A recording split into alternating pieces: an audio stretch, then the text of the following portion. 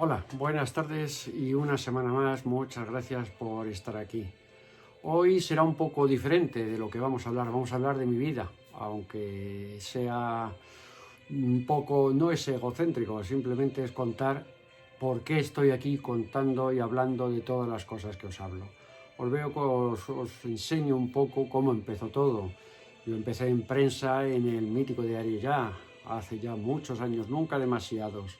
En las guerras de Nicaragua, en el fin del siglo pasado estuve por todas, Nicaragua, El Salvador, Panamá, estuve en todo, presente, en cualquier conflicto bélico que existía estaba yo.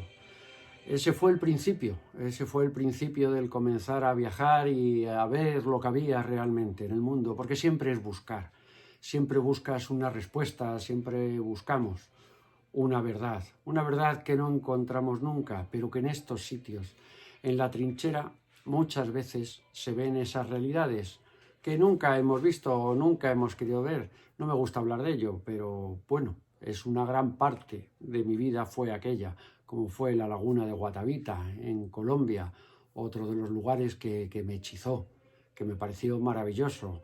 Estuve pues, con las fuerzas del orden, con el ejército, persiguiendo narcotraficantes en la selva. Ese ha sido otro de mis puntos, las relaciones y toda la gente que he conocido. Gente inimaginable, muchas veces esos malos a los que nunca invitaríamos a la comunión de nuestros hijos, pero que gracias a esos malos nos mantienen vivos a nosotros, a la clase que nos creemos superior y que estamos siempre bajo la tranquilidad y el manto de quien nos cuida. No nos cuidan, no nos cuidan, tenemos que cuidar nosotros y saber que esta gente existe y cómo son, como Víctor Carranza. El señor de las Esmeraldas, fue un gran amigo, murió hace un par de años. Y dentro de todo, que fue fundador de las FARC, vale, las Fuerzas Armadas Revolucionarias de Colombia. Él dice que para defenderse de los narcos que querían entrar en las minas, que eran de su propiedad. Pero bueno, todo tiene su explicación, todo es un negocio y se le olvidaba comentarme a este señor que a su socio Agacha, al mexicano, lo tiraron desde una avioneta para quedarse con el resto de la sociedad. Bueno, son muchas cosas, el Museo del Oro de Bogotá, que es otro lugar maravilloso que tenemos aquí. ¿Cuánto oro no habría en América, eh? Si después de todo lo que sacamos, mira lo que sigue quedando allí. Pero queda en Colombia, ¿eh? Sin embargo, en México tienes la mejor arqueología en piedra del mundo, de la historia. Pero no encontraremos, allí no encontraremos oro.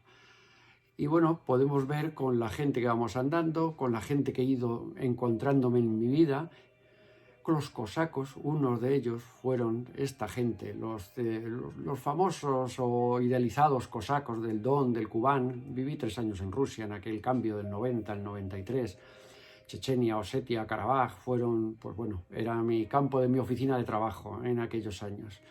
Estos hombres, pues bueno, pues son realmente sí, hacen honor a su fama, son peleones, luchadores, pero cuidado amigo, que estás bebiendo coña de una garrafa con uno y al día siguiente cuando toman un pueblo ves las mayores atrocidades de las que son capaces.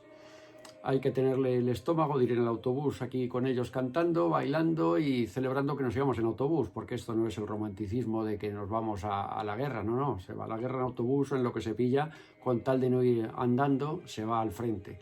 Bastante tenemos luego en el frente para caminar, arrastrarnos y correr para caer en manos de estos médicos, por ejemplo, ¿no? Bastante tenemos que hacer para sobrevivir. Bastante tenemos que hacer. Yo tuve, pues bueno, como en todo lo que, donde te metes sabes lo que puede ocurrir. A mí me ocurrió muchas veces, esto es un tiroteo, aquí nos tirotearon en Armenia. Bueno, son cosas que ocurren, de las que entras, sales y no te gusta hablar de ello nunca, porque eso no son nada más que las guerras, son miserias. Lo que pasa es que son recuerdos. Tú ves a este muchacho y recuerdas que antes me había puesto el AK en la cabeza y la había montado, y fue de las primeras veces que oí el clac clac del cerrojo en la cabeza. Pero bueno, o grandes mercenarios como este hombre, ¿no? Espartaco, un mercenario que dirigía a las fuerzas armenias y chechenas. Era un tipo de los que ya no van quedando, ¿no? O viajes al círculo polar ártico, vivir con los esquimales, y conocer esa Siberia, ser el primero en entrar en muchos campos, en muchos gulag soviéticos, ser la primera persona occidental que entraba. Eso siempre te reconforta el ver cosas como estas, cosas únicas en el mundo que es muy difícil verlo de otra manera que no sea trabajando y viajando hasta los confines del planeta, hasta lo más perdido, hasta lugares que muchas veces nos da miedo, y es casi mejor vivir como los lobos que vivir como vive esta gente allí. Porque la vida siempre es dura, pero todos consiguen salir de esto. En las minas de Vorkutá, uno de los lugares y de las minas más lúgubres que he estado en mi vida. Son sitios a los que no irías ni preso, y ahí están trabajando por un mísero salario, que es lo que había en esa ex-URSS, que no sabían lo que había ni lo que valía. Un hotel que de costarte 10 céntimos de euro al día siguiente valía $100, y los agujeros de las sábanas eran los mismos. Esas cosas que nos hacen ver un poco el mundo, que nos hacen ver un poco la realidad de este mundo que nos rodea, que ya me habéis visto con Tuareg. Pues bueno, ha habido mucho, porque siempre ha sido una vida de búsqueda, y de intentar aclararme las dudas con diferentes culturas, con diferentes religiones, siempre desde el respeto. Siempre que he entrado con esta gente, desde con un cosaco hasta en la tribu más perdida, siempre hay que entrarles con el respeto. No es la mano izquierda, pues hay que, de momento, si la gente no ha tenido contacto con la civilización, son buena gente. Hasta esto en Guinea Papúa, los caníbales de Guinea Papúa, todos son buena gente hasta que no les llega nuestra falsa civilización y lo estropea todo. Pero son lugares que hoy en día siguen existiendo, perdidos, por supuesto. Llegar aquí como particular pues sigue siendo muy complicado, y más en los tiempos que vivimos, ¿no? Pero al fin y al cabo, yo no me arrepiento de lo pasado, porque nunca debes arrepentirte de lo que has hecho, jamás.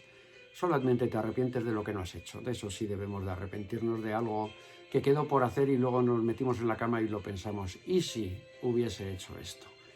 Eso es lo que no debe de pasar nunca. Siempre debemos de ir, cuando hay una llamada, cuando hay una oportunidad, a Camboya, de Pol Pot, donde sea. Siempre he viajado, siempre cuando mucha gente no quería ir, pero claro, eran destinos Irak, eran destinos muy peligrosos, muy complicados, a los que nadie quería aparecer por allí. Otros muy bonitos, como Machu Picchu, bien, de acuerdo, pero para eso hay que creer, y después de todo lo vivido, y en esta prórroga de un partido que llamamos vida, yo creo que el segundo tiempo lo tenemos vencido y estamos en la prórroga. Esta prórroga tenemos que aprovecharla. Y como decía Borges, confieso que he vivido. En eso sí que me puedo quedar tranquilo de haber hecho lo que he querido al precio que haya sido. He buscado y he conseguido hacer lo que yo quería hacer en mi vida. Conocer, ver por mí mismo muchas cosas, para luego poderlo contar. Pero no contarlo por el banner que he leído en internet, no.